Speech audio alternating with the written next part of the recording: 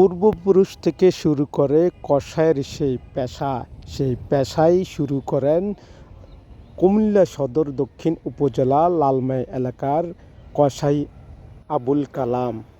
15 বছর বয়স থেকে শুরু করে তার এই পেশায় তিনি নিষ্ঠার সাথে কাজ করে যাচ্ছেন।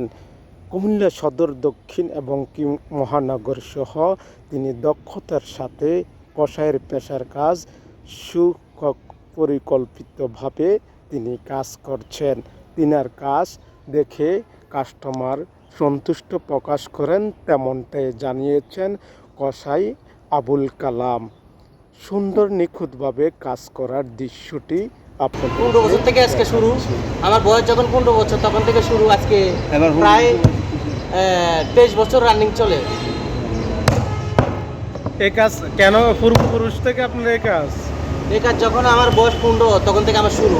গোদ্দার বাজার, সুন্দর পটলের সামনে, ওভারব্রিজের নিচে আমি এই কাজ করি।